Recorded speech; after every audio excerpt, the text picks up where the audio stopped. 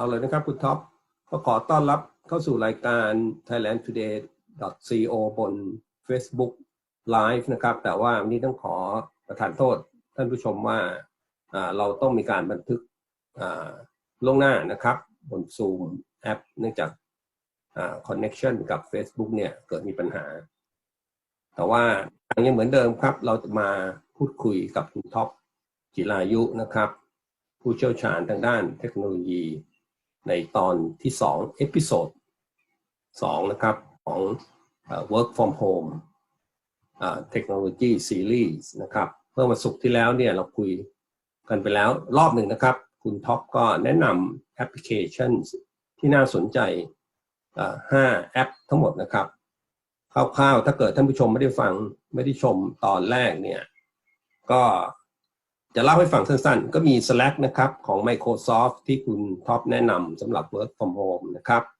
อันที่1อันที่2ก็มี Bonusly หรือว่าอีกชื่อหนึ่งก็คือ Karma นะ Karma Applications นะครับอันนี้ก็เป็นกลุ่มที่ช่วยบริหารจัดการทรัพยากรเวลาทำงานจากบ้านนะครับอันที่3ก็คารามารีนะครับคารามารีก็เป็นแอปที่แนะนำโดยคุณท็อปลำดับที่3 4นี่ก็เป็น Trello นะครับ Trello หลายคนก็คงได้ยินชื่ออีกอันสุดท้ายนี่ Evernote นะครับ Evernote ก็เป็นแอปพลิเคชัน Work from Home อีกอันหนึ่งแต่ตอนนี้เนี่ยไอ้ thailandtoday.co เราเป็นเว็บไซต์ข่าวภาษาอังกฤษท่านผู้ชมหลายท่านที่ติดตามเราในเอพิโซดแรกนะครับเมื่อวันศุกร์ที่แล้วก็คงจะพอทราบหลังจากนี้เราก็จะเข้าสู่ภาคภาษาอังกฤษนะครับเพื่อให้กลุ่มเป้าหมายของเรานอกจากคนไทยแล้วก็ชาวต่างชาติที่อยู่ในประเทศไทยและคนไทยนอกชาวต่างชาติที่อยู่นอกประเทศไทยด้วยนะครับก็ in English นะครับเนื่องจากว่า thailandtoday.co นี่เป็นเว็บไซต์ข่าวภาษาอังกฤษ we are news website on Thailand นะครับก็ welcome คุณท็อปนะครับ to thailandtoday.co อีกครั้งหนึ่งครับสวัสดีครับ Hello, thank you for having me. ครับ So this is the second episode นะครับ of thailandtoday.co technology series นะครับ work from home นะครับ during the COVID-19 crisis. Last time you introduced the 5 best apps in your opinion for working from home นะครับ So today I would like to have you talk about additional apps that you think that our audience will benefit during this time, please. Sure. So in the last episode, we covered the first 5 applications, but on my list, I have another 20 other applications left to cover. So today, I'll try to cover as many applications as our time allows. Yes. So let me introduce one of my most favorite apps. It is called LastPass. LastPass.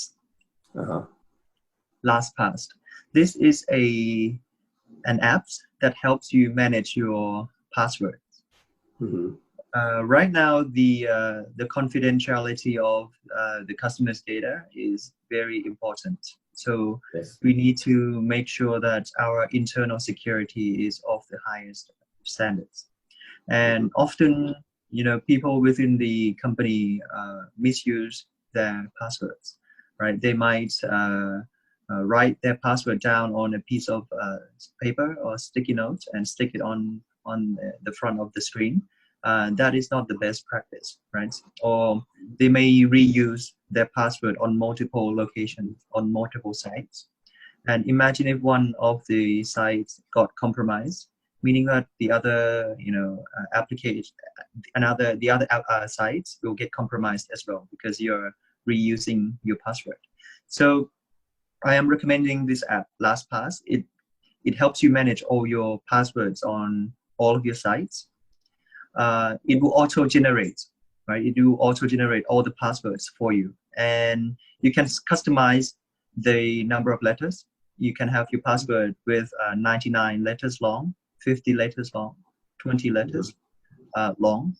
And it will be a combination of, letters, numbers, sign to make sure that it is hard to predict. And our job is to remember just one password, master password, right? To get access to this LastPass vault. We call it vault. It is a vault that memorizes all the other websites' password for you. Yes. For example, for myself personally, I don't even know what my Facebook password is, because it is 99 letters long, and it is generated by LastPass. Right? I don't know what my Twitter password is. I don't know what my email Gmail password is. Right? My job is to remember only one password, which is called the master password. Right? Mm-hmm.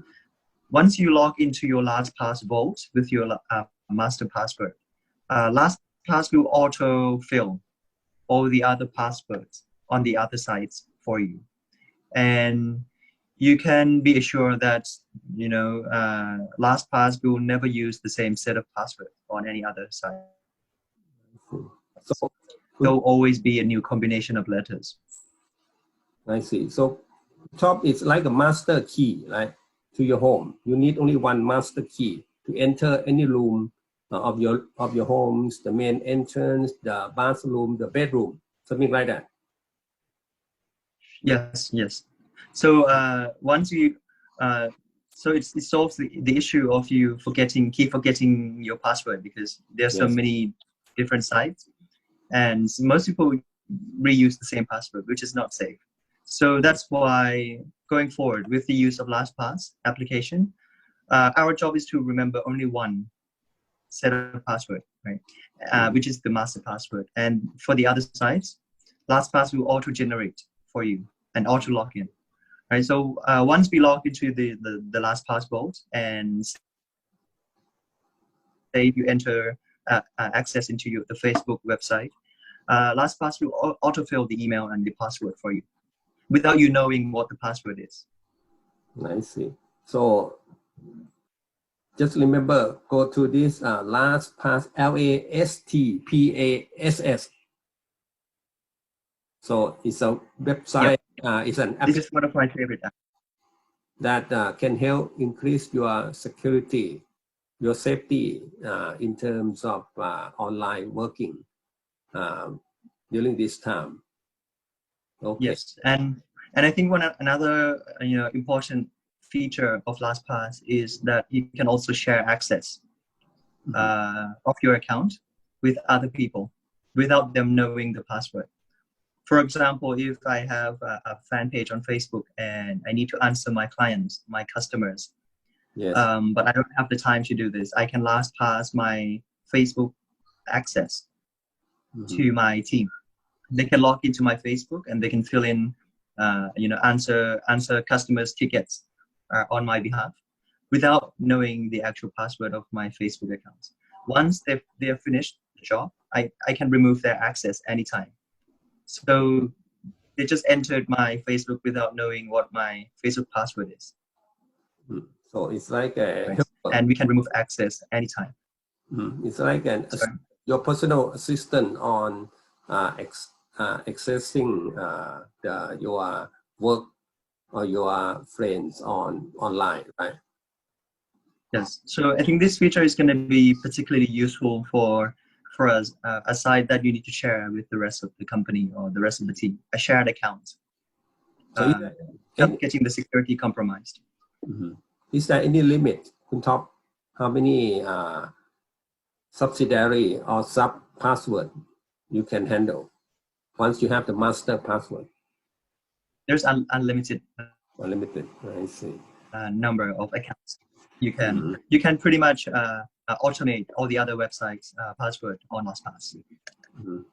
So what's your suggestion for having the master key or the master password? Short, briefly speaking, from your experience, what's the safe way to create your own master password?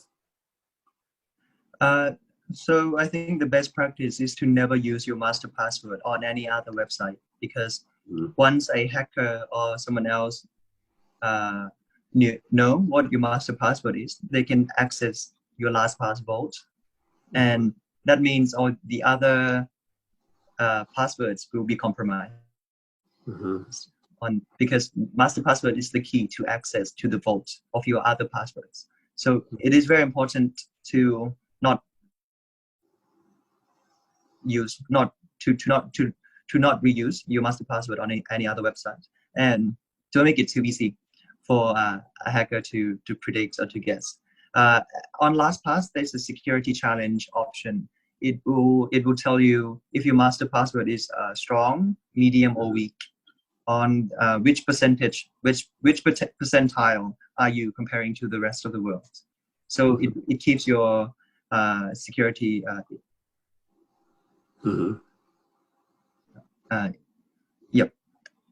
in place. So, who talks this? This is your number 6 favorite applications that you would like our audiences who are working at home to at least have a time, have a use of it. So it is called LastPass, LastPass. So this number 6. What about your number 7 favorite application for work from home? Sure. The next application is going to be very useful for most of the SMEs in Thailand. It's called Zendesk. Zendesk.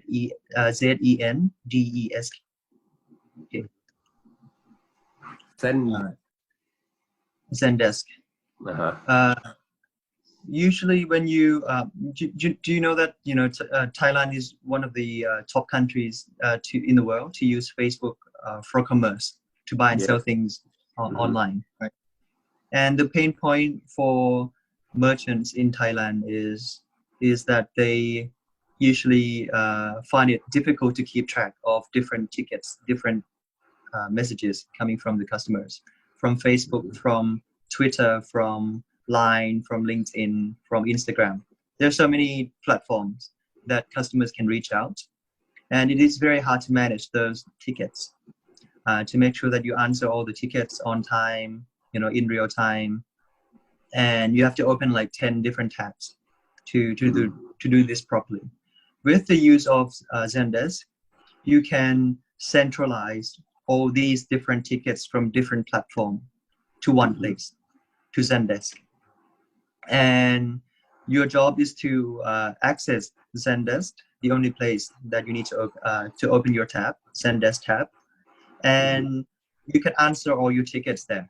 Right? It is a centralized ticket management system. Say if a customer reaches out to your page on Facebook, this ticket would go to your Zendesk bucket, and you can answer this ticket on your Zendesk bucket. And once you answer the ticket, the Zendesk would automatically answer the customers for you on Facebook. A ticket coming from Twitter, Zendesk would reply on Twitter, right? A ticket coming from Instagram, Zendesk would, answer the ticket for you on Instagram. You don't need to open 10 different tabs to keep track. You only need to open one tab, Zendesk tab, Zendesk bucket, right? And you can answer every ticket in one place. It is a ticket management system. Then you can, download the reports, see your team's performance. It will tell you the average time, first time replies to customers, right? How many good rating, how many bad rating. So it keeps the quality of the customer support of your company in one place. And within Zendesk, you can create different buckets for different teams. Usually in a company, there are so many emails for different things. There's an HR email for a work application, a job application.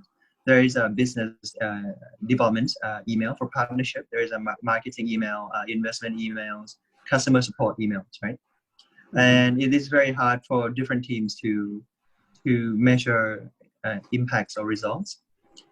Within Zendesk, you can create different buckets for different teams. HR bucket, BD, business development bucket, marketing bucket, investment bucket. And all the tickets that are coming from different places, from Facebook, from Twitter, from Instagram, you can customize them. You can allocate them in different buckets, depending on the team, right? If there is a job candidate applying, then you can add him on the HR bucket. If there is a partnership email, you can move this to the BD bucket, business development bucket. If there is a customer support, you move it to ops and CS bucket, right? And you can manage all your email in one place as a company.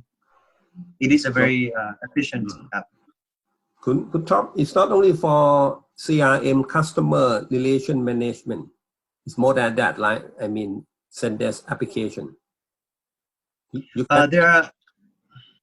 So I think the main use case is to manage emails properly with different platforms. So you don't need to open 10 different tabs to answer on different platforms. You can answer everything in one place, right? And it will auto answer for you on different platforms. I think that's the main benefit of Zendesk. But there are other features too that you can use.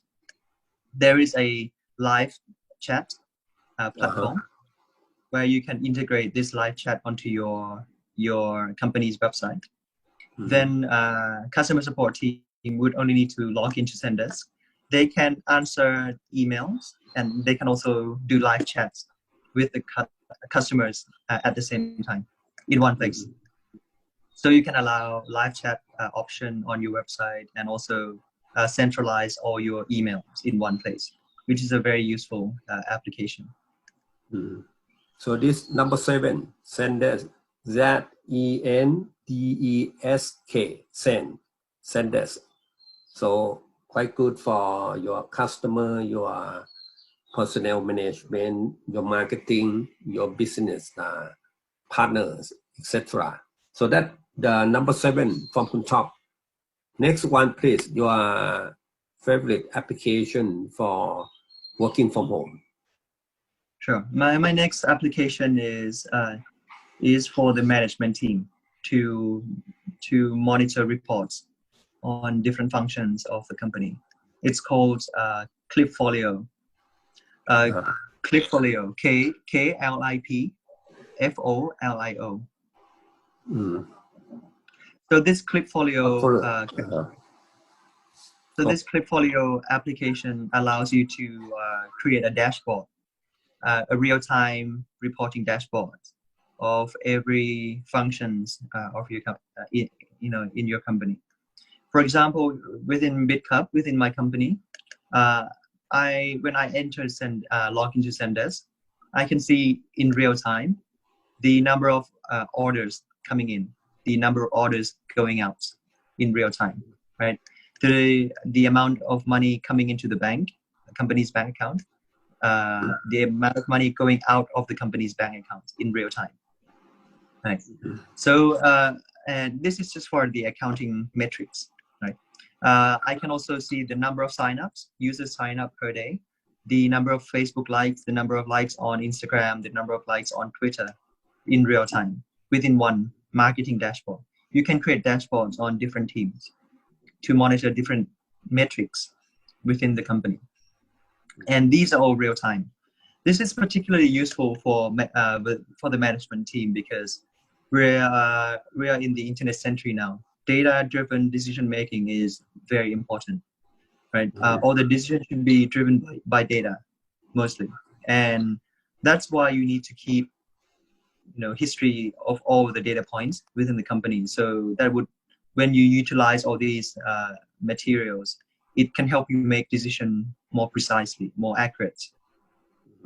For example, within my company, BitCup, I know in real time the amount of orders coming in, the amount of orders going out, the number of the amount of money coming in every minute, the amount of money going out of the bank account every minute, meaning that I can do prediction or estimation very quickly. Say today is the 10th of April, right? I can tell you right away that in April, most likely the order or the performance of the company or the revenue of the company might drop or might increase compared to March last month. In a traditional company, management cannot tell you that right now on the 10th because they need to wait for the accounting team, right? So they need to wait until the end of April, and then they need to wait an extra 10 days, 15 days for the accounting team to finish their financial statements. And they will see on their balance sheet and financial statements and see, oh, actually the performance for April is not as great compared to March. Then we need to change our strategy. It is too time consuming. Once you know that you need to change the strategy, you are already, half of May, right? Half month of May is too late. Within my company, I can tell you right away. I can compare the 10th of April versus the 10th of March and see and make a prediction that most likely the orders will drop. The revenue is not going to be the same as March, right, for April. Then I can take action instantly to improve the revenue on the 10th without having to wait for another, without having to wait for the end of April and wait for the accounting team to tell me that the revenue is declined. Could Top, any business can use this application, I guess. Can you give an example of another business beside your own, how they can make use? So I think any merchant selling goods and services online, we can link the data point onto Clickfolio, right? For the marketing team, they can see the number of followers on Facebook page, the number of followers on Twitter, on Instagram in real time, without having to open 10 different tabs to keep track of this marketing metrics. For the accounting and finance team, they can see the number of orders being purchased in real time every day. And it will show you in different graphs, right? You can have a pie chart or different types of graph. Then they can make a prediction right away if this is going to be a good month or a bad month. Or you can link Zendesk to Clickfolio as well. You can see the number of bad ratings on the customers' tickets or emails. The average first time reply, is it within 1 hour? Is it within 1 day? The average time that it takes your team to reply to the customers. So you can create different dashboard for different teams: operation team, accounting and finance team, marketing and business development team. It can be applied to Clickfolio, can be used in many types of businesses. And I think I encourage every company to use this because we are living in the internet century now. We need to make decision based on data, not just pure intuition. Data-driven decision making. Kun Top, what about offline businesses? Now, some of their employees or staff, or even all of them, have to work from home. So they can use this application and other application to manage their business at this time, how they can combine the offline and online management. So they need to employ, to bring in engineers team, like technology, IT personnel, to come in and help them automate and digitize all their workflows, work processes. And they need to start keeping customers' data. Right? It is very important. Some businesses have been operating for 30, 40 years, but they ignored the importance of keeping customers' data. Right? Every company going forward should be keeping every customer's email or every customer's phone number, so they can reach out quickly and they can use these data points to come up with better products, better services, right, and better digital strategies. So I think the first step is to change the way for all offline businesses. I think the first step is to start with the digitization, right? Before using data for decision making, because without the first steps, without digitization, all the data points are not online, right? Are not digitized, and you cannot process those data because because companies haven't been, keeping track of customers. So I think the first step is to stop using paper within the company. No paper, digitize everything, all the work processes by using these 30 applications. And once everything is online, then you can use those data to come up with better products and services. So, Khun Top, I think many companies are doing just what you have said, especially during this time due to the lockdown of Bangkok and other big cities. It's not only Thailand, but it's around the world. So many businesses are doing what you have said, and we would like you to make it. You mentioned about the first step: stop using paper, go online.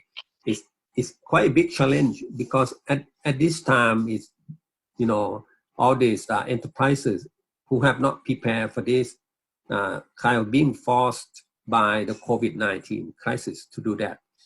Otherwise, they have no other choice to continue the business. So I would like you to give more advice on how offline, especially offline businesses. So you said stop using paper, go digital. They can do it now, right? They can do it many things online now in order to take advantage of the applications you have mentioned so far. So what else you can tell them to do at this time? So I think you need to different companies we need to employ a change agent. Right? Mm-hmm. A change agent is crucial to create change in within the company.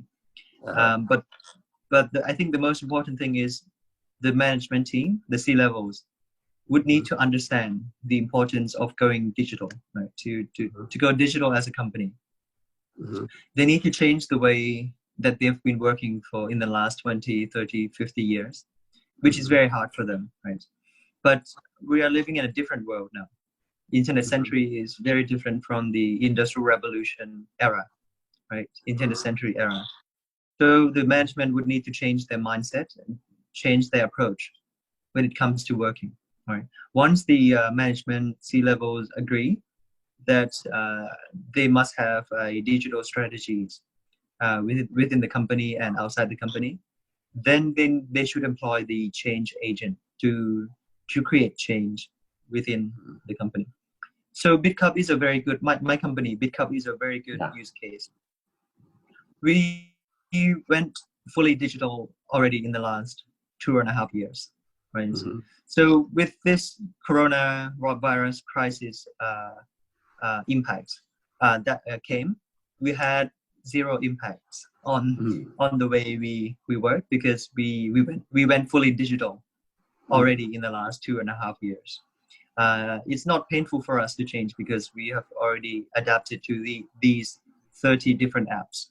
We haven't used papers for a long time. In the company, and I can make better decisions than other CEOs because I have more data than other companies. I can make better products. I can make better services based on the data that I've been collecting. Right, the company has been collecting. Versus other companies, if they're still working offline, paper-based approach, then CEOs will need to make decisions based on his or her intuition because there's no available data, and they won't make products that fits the market or services that fits directly to what the customers want or need. So change it's not easy. I can tell you. In the first year, it was very painful for us because we have 100+ employees within the company, and not everyone is used to a new way of working.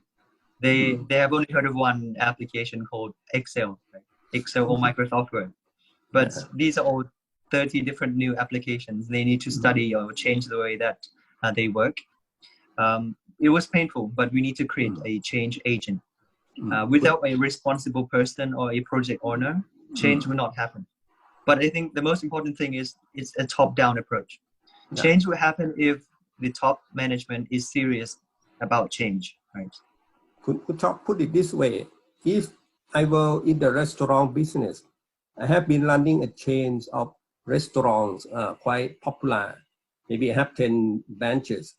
And before the COVID-19 crisis, my business doing quite well. But now it suddenly stopped. I can only do delivery, food, home delivery service, or customer like you and me can just come by and pick up at the counter, like many people now do at the department store, shopping centers, that many restaurants still open, but only for take home.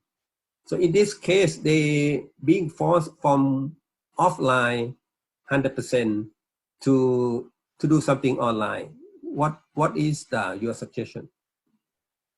For restaurants business, some restaurants have been operating for 20, 30 years, very popular, very very popular with the locals, but they haven't kept any of the customers' contact point or data points. Zero. Which is very sad, because if they started to digitize this process in the last 20 years, they would pretty much have a database of customers of pretty much almost the whole of Bangkok, right? In the last 20 millions, years. Right, millions of people, and they would know right away that I like to order a particular, say I like to order steak, the other person likes burger, the other person likes noodle, right? They would know what each of their customers wants, and they can customize based on that data. And say if I stopped going to this restaurant in the last 30 days, I became inactive user, right? I started to go to different restaurants. If this particular restaurant has been keeping my data, then they would send me the newsletter, the email saying that, oh, I like steak. Now steak, you can come to my restaurant and you can get 30% discount on this steak that you like. The other person likes noodle. The restaurant won't be sending the same email to the other person. It would be a different set of emails sent to the other person that likes noodle or likes burger, right? 30% burger, off on price on the burger, 30% off on noodles. If I don't like noodles, they won't be sending emails about noodles to my inbox to activate.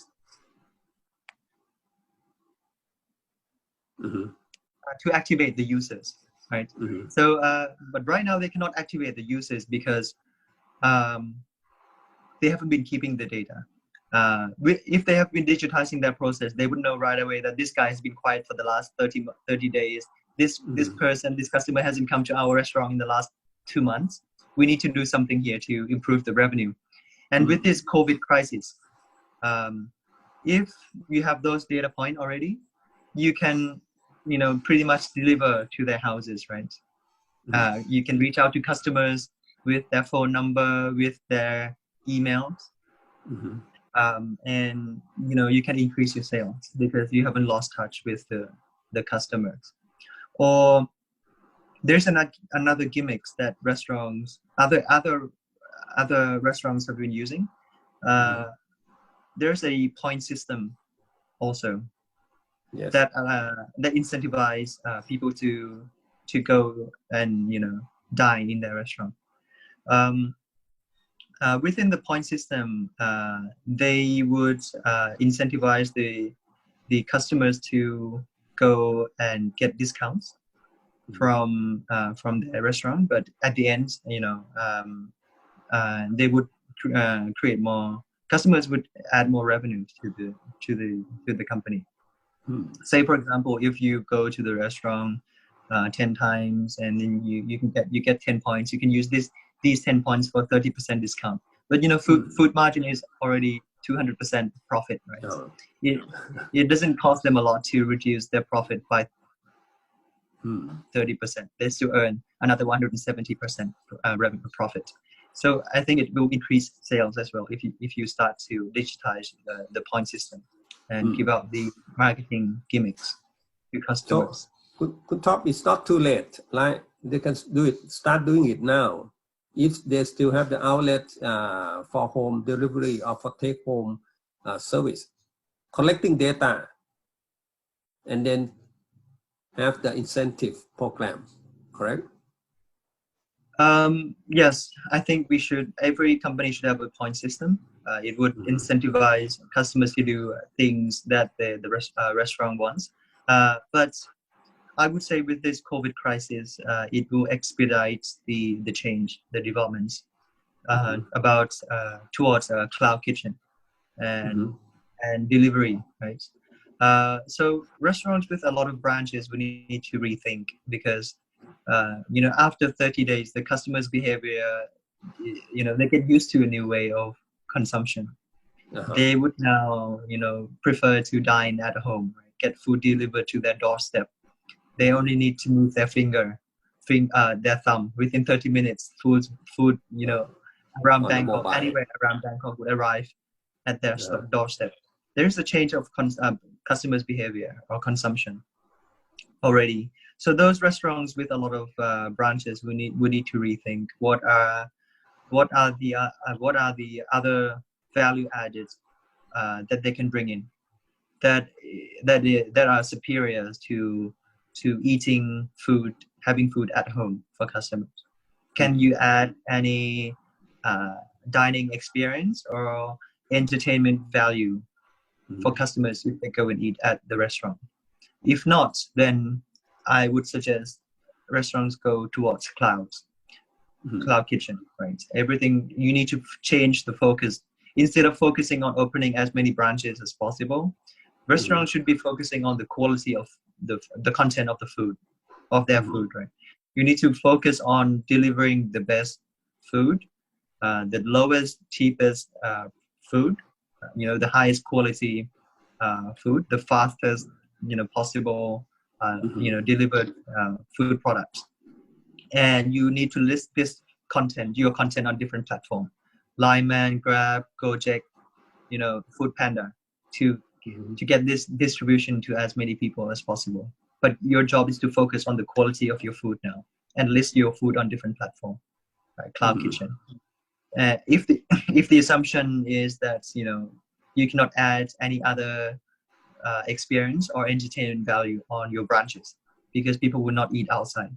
After 30 days, they would get used to a new way of consuming things. So you are saying that restaurant will not need many branches like in the older days. They can focus on the best food they can create, and then the kitchen can be behind the scenes, right? And the branches will be online, more or less. Maybe you need 1, 2, 3 prominent branches, and the rest no need, something like that. And for home delivery, so that changing scenario, which is already happening, like you said. Yep, and branches might become just like a pickup spot. Pickup spot for take home.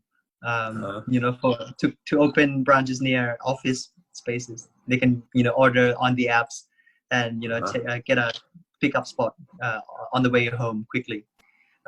People will not eat outside because consumption behavior changes, right? Every generation to generation. Or if you look at the media space, Channel 3 used to be very profitable. Channel 3 was like a media empire. Yes. But in the last 3 years, they already made losses because losing money. Yes, because they stick to their platform. They stick to having a TV channel, but they need to understand that the consumption behavior has already changed for customers. When people get up every day, not many people turn on the television anymore, right? They would grab their phone and they would watch things whenever they are free or online. In the older days, people used to rush home after work because this TV drama only comes at a certain time, 8 p.m. It's very painful because they need to rush home after work to watch the TV program on time. And it's not just that. Once they finish watching, then the next episode would come in the next week. They would have to wait a week to watch the next episode. This is not a good user experience. With the arrival of YouTube, Netflix, Line TV, people can watch TV program whenever they are free. They don't need to rush home after work to watch at 8 p.m. only. And within one day, you can binge watch the whole series within one day. They don't need to wait for another episode next week. Yeah. It is a better user experience, and there's a change of customer behavior. So what Channel 3 did, they decided to change their business model. They stopped focusing on their TV channel. They have been focusing on content now, right? What Channel 3 is good at is that they're good at making Thai TV program, Thai drama. All the Thai celebrities are within their ecosystem. This is their strongest point. So right now they are trying to create the best content, the highest quality content, the most entertaining content, and they focus on listing this quality content on different platforms, Line TV, YouTube, Netflix. And in the past, Channel 3 was serving only 70 million Thai customers because you need a Thai television, right, to watch Thai program. But once they changed their business model to list these contents on Netflix, on YouTube, on Line TV, now Thai TV program is selling to the rest of the world. So their customer base is way beyond 70 million people now. Chinese customers, people can be their customers. They can watch Thai TV drama program on Netflix, on YouTube, on Line TV as well. So they focus on content and they list their content on different platforms. Same with restaurants. Restaurants need to stop to shift their focus. Instead of focusing on branches, because people they don't eat at branches anymore, at a restaurant anymore. Restaurants need to focus on the content of their food and list this food content on as many platforms as possible. Lineman, Gojek, Food Panda, to get these products to as many people as possible to their doorstep. So there's a shift in focus here. So I think, according to you, one of the biggest lessons at this time is learning, adapting to the change in your consumers. Consumption behavior has changed. And that's a very big thing, a very big deal for every business. You mentioned television, TV channel 3, you mentioned the restaurant business. And now, if you know that you're aware that consumption pattern has shifted, then make changes to take advantage of that. So in the case of the restaurant, it's the food content, obviously. And in the TV business, it's the quality of your dramas, your soap opera or whatever that the people. And maybe another example that you can give our audiences, they should be watching very closely the customer behavior changes. And your mind, beside the restaurant business, the media. So I think another consumption shift is it's going to be in the tourism industry as well, which is very important for Thailand because we export tourism, right? 20% of GDP. Very important. If you notice that, in the Gen X, Gen Y generation, we value different things. For Gen X or Gen Y, once you get your first job, what's the first thing that you buy? You go and buy a car, or you go and buy a house because the older generation treasure houses and cars, right? Those are what they valued, highly valued. But within the current generation, within the millennial generation, no one is buying cars, no one is buying houses anymore after their first job. They value different things. They value experience. Right? They value Instagram pictures more than cars or houses. If you notice, almost every restaurant now is becoming a photo studio, because without a good, photo studio, customers will not go and eat at their restaurant, because they value Instagram photos. They need to take pictures before they eat. That's more important than, how tasty the food is. Right. A nice photo is more important than, what the actual food tastes like. So almost every coffee shop in Thailand, every restaurant in Thailand is becoming a photo studio. That's a consumption shift. Same with hotels or tourism industry. A lot of traditional hotels still offer the same products as Marriott. Right. I think Marriott and Airbnb is one of the best example of a generation shift. Right. Marriott has been, doing their hoteling business for at least, 4 generations or 7 generations. They have one of the, most hotel rooms in the world, the biggest hotel chain in the world. Yes. But within the last, in less than 10 years, this Airbnb startup came out of nowhere, right? I think it's still less than 10 years. Now they have more hotel rooms than Marriott's hotel chain within less than 10 years. And look at this COVID crisis.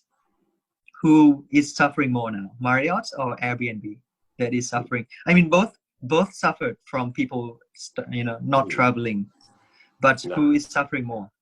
Marriott is suffering more than Airbnb because there is empty rooms. Empty rooms.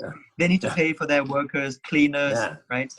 Empty rooms, accommodation, hotels, because they own what they thought was assets in their generation. But now all these assets are becoming liabilities because you have to pay every month for the running cost, right? And they still ended up with having less rooms than Airbnb. If you look at Airbnb now, they have 0 operating costs because they don't own any, maintenance cost or capex, right? Hotel. But once the world gets back up on its feet, then Airbnb is going to opening up their platform to more rooms than Marriott's. Right? They would have more access to more rooms, but they don't have any operating cost. They don't have to pay for cleaners, right? But all their profit margin is going towards Airbnb because they are the front end customer facing parts. So this is a new way of work of shifting the way you do business in the internet century. Capex, OPEX are very bad things for a company because these are expenses you have to pay every month, fixed cost. Investors don't like Capex, OPEX. You need to create intangible assets, not tangible assets. Tangible assets can be turned to a company's liability, right? Hotels room can become liabilities. But with the intangible assets, like, Coca-Cola brand, Airbnb, these things you can create the biggest ROI, return on investment, without having to pay every month on the maintenance cost. But I think the key idea that Airbnb or Marriott got it right is that there is a shift in the consumption behavior of customers. Within the new generation, they don't treasure going into a comfortable hotel room anymore. Airbnb is not the accommodation company like Marriott. Airbnb actually sell experience. The ability to own this castle for one day, right? Castle in England, this old castle. The ability to stay in this high mountaintop, on the cliff, to own this place for one day. This luxury, they fractionalize the experience, the luxurious experience. They democratize the luxurious experience to lower, customer base. before in the past, we cannot go and stay in a castle for one day because you have to have billions of dollars. You have to become the owner of the castle first in order to stay there for a day. But right now you can pay for a few $1,000s, you know, and you can own that castle for one day or a week. This is the new, you know, value that the new generation of customers treasure. Right? They treasure experience more than things. And that's why Airbnb is growing really fast. So within the Thai space, within the tourism space, all the hoteling chains, they need to adapt to offer, you know, customers other than just hotel rooms, right? They need to add a unique experience as well. Staying in this in Chiang Mai next to a rice field, or you know, a unique experience that you cannot get it elsewhere.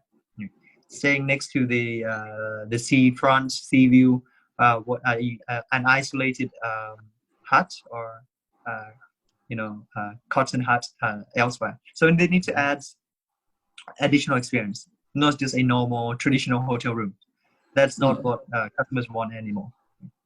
So could Top homestay could be one tied in experience, right? In your opinion, homestay that we have seen quite some places for visitor.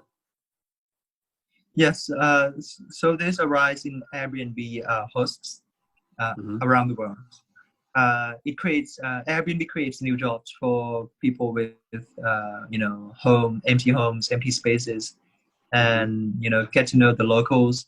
I think that this is a good opportunity as well to create a chain of homestay with new experiences that you cannot gain from staying in a normal hotel.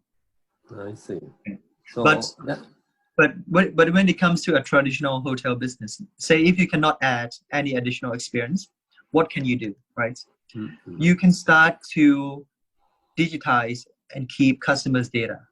Say if I am the frequent user of Marriott and I have the Marriott card, right, point system, then when I travel within the Marriott chain, they would know right away that I need a morning newspaper to be delivered at my doorstep every morning. I don't know, egg for breakfast, bacon for breakfast, right? I need to check in. Usually I check in at this time when I go to different places. You know, in the afternoon, I don't like smoking room. You know, all these data points you can customize for different customers to make sure that you, the hotel chain deliver the best product. Customized products for different clients based on the data points that they have. Right now, all the hotel chains, they are offering standardized products. They need to be able to customize because different customers would prefer different things. So, Top, I think we talking about the details of adapting to the changes created by the COVID-19 crisis. And at the last stop, you mentioned about your favorite application. Number 8 is Clipfolio. Clipfolio, correct? And then maybe you can continue with your number 9 and number 10 favorite before we start this session, please. Sure. My next favorite app is called is the marketing app. It's called Intercom. INTERCOM. Intercom. This is an application that allows you to, once you digitize the data points, it can send emails to customers. You can customize different email tickets. We call it behavioral emails. And within, say, if you have 1 million users in your database, with the use of Intercom, you can use those data points and to customize different newsletter for different users based on their preference. So within my company, BitCup, we send behavioral emails to different customers, and they're never the same, because this customer, I know that this customer likes buying Bitcoin, this customer likes buying Ethereum, this customer likes buying Ripple. There are different preferences, and you only need to send emails that customers like and enjoy. You don't want to send spam emails.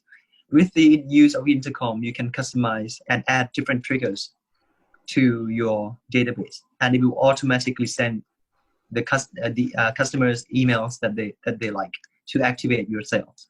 So if this customer has been inactive for the last 30 days, Intercom would automatically send to customers A, here is the 30% off vouchers of buying Bitcoin, right? If this B customer has been inactive in the last 30 days, they would send Ethereum vouchers, 30% off Ethereum vouchers. They would only send emails that customer prefer to read, not the spam email. It would increase your revenue with the use of data, right? So I think this is a very useful application to maximize the revenue for the company. We call it behavioral emails. So you can customize your email to suit specific customer according to your database, right? Yes, to maximize your sales. Yeah, and then you can do that automatically. Okay, number 10. Your number 10 app for work from home. Sure. The last app today I would like to introduce is called Mention. MENTION. MENTION. Mention. Mentioning. You mention someone. Okay, someone to mention. Okay. Go ahead. This is a social listening app to keep track of what other people have been saying about your brand, right? You can add this Mention app to integrate this Mention to Slack. Slack was the first application that we talked about, the communication app within the company. You can create different channels on Slack, right? You can add Zendesk to keep track of all the incoming tickets, outgoing tickets from your team. You can integrate Mention onto Slack, and once you add Mention, you can add any keyword to this app, and it will monitor this keyword everywhere around the world. Say for my company, I added BitCup as a keyword. Then, for everyone that is mentioning BitCup on the website, on Facebook, on Twitter, on any other website, on Google, the link would automatically appear on the Mention channel, and I can click and read the article right away, what the other people have been saying about BitCup. So it is a social listening app, right? To keep track of all the mentioning of your brand around the world, anywhere on the internet. Once people say BitCup, it will auto share the link of that article onto the Slack channel. So it helps to collect the feedback and to hear what other people have been complaining or praising your brand anywhere else, without having to go and manually look on different tabs, different threads, Google search. It automatically crawl out all these mentioning into one channel. So just put in the keywords you like the app to monitor for you on the social media platform. Yes, correct. So I think we're going to finish today's session, and I would like to inform Kun Topp and our audiences that next Friday we're going to do an interactive forum on our work from home tech series. So next Friday, hopefully Kun Topp can also join us. We're going to have a representative, an expert from Gallup in Thailand.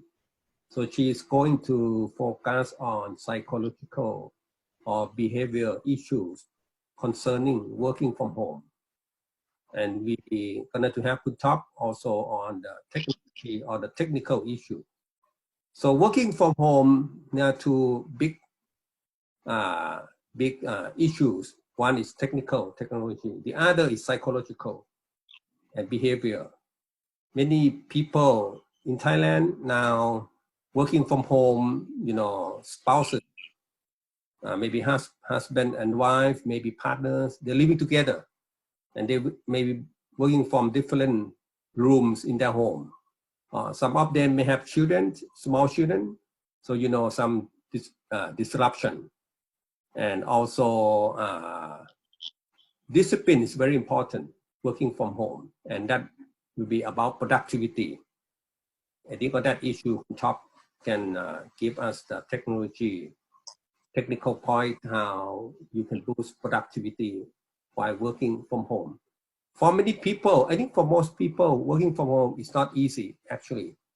At first, you may be happy that you have a lot of freedom, but after a while, you will be quite concerned if you are not well disciplined.